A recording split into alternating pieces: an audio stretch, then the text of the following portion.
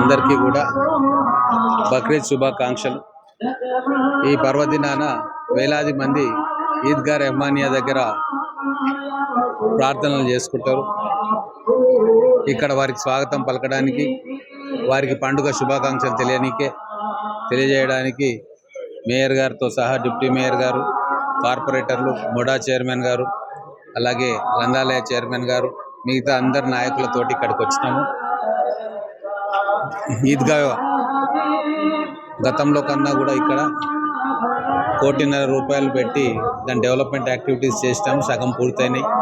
Retaining walls, staircases, platforms అవన్నీ చేస్తూ ఉన్నాం. ఇదే కాకుండా పట్టణంలో ఇంకా అనేక కార్యక్రమాలు ముస్లిం మైనార్టీ వెల్ఫేర్ కోసం ప్రభుత్వంతో నిధులు తీసుకొచ్చి చేస్తూ ఉన్నాం. అన్నీ మొదలైనవి. రాబోయే సంవత్సర కాలంలో అన్నీ కూడా పూర్తయితాయి.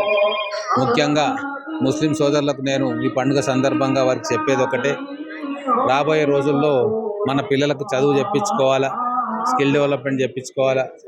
అప్పుడే వాళ్ళు వాళ్ళ కాళ్ళ మీద నిలబడగలుగుతారు. ప్రత్యామ్నాయ ఉపాధి మార్గాలు మనం వెతకాలా, మన పిల్లల్ని అందుకు తయారు చేయాలా. రాబోయే గడ్డు కాలంలో రిసెషన్ రాబోతూ ఉంది కాబట్టి మనకు ఉన్న ఏకైక ఆసరా చదువే. అందుకే ప్రతి ఒక్క పేద తల్లిదండ్రులందరూ కూడా పిల్లల చదువు మీద శ్రద్ధ పెట్టాలి. ప్రభుత్వ పాఠశాలల్లో, జూనియర్ కాలేజీల్లో వాళ్ళు చేర్పియాలి. ఆర్థిక భారం లేకుండా పిల్లల చదువు కోసం ప్రభుత్వం ఎంతో ఖర్చు పెడతా ఉంది.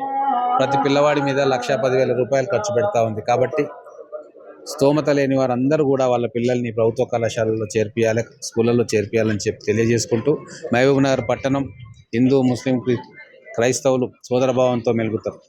ఎక్కడ కూడా ఇబ్బంది లేకుండా అందరూ కలిసిమెలిసి అన్ని పండుగలు కూడా జరుపుకుంటున్న చరిత్ర మనది. ఆ చరిత్ర మనం కొనసాగించాలి. ఎవరో కొంతమంది మన మధ్య వైషమ్యాలు సృష్టించే ప్రయత్నం చేస్తున్నా వాటన్నిటిని కూడా సంయమనంతో, ఓర్పుతోటి పక్కదారి పట్టకుండా చూసుకొని మన మహబూబ్ నగర్ పట్టణాన్ని శాంతి సామరస్యాలతో కాపాడుకోవాల్సిన అవసరం ఉంది. అద్భుతమైన అభివృద్ధి జరుగుతూ ఉంది. ఈ పట్టణానికి వేలాది మంది వలస వస్తూ ఉన్నారు. ఇక్కడ ఉన్న ఎడ్యుకేషన్ ఇన్స్టిట్యూషన్స్ కావచ్చు, ఇన్ఫ్రాస్ట్రక్చర్ కావచ్చు, వాటికి ఆకర్షితులై చుట్టుముట్టు ప్రాంతాల వాళ్ళందరూ కూడా ఇక్కడికి వస్తూ ఉన్నారు. అందులో ముస్లిమ్స్ ఉన్నారు, క్రిస్టియన్స్ ఉన్నారు, హిందూ సోదరులు ఉన్నారు. కాబట్టి అందరూ కలిసిమెలిసి మనం ఒక మంచి మహబూబ్ నగర్ పట్టణాన్ని తయారు చేసుకోవాలని చెప్పి నేను అందరికీ కోరుకుంటూ మరొక్కసారి బక్రీద్ శుభాకాంక్షలు నా ముస్లిం సోదరులందరికీ కూడా తెలియజేస్తా ఉన్నాను.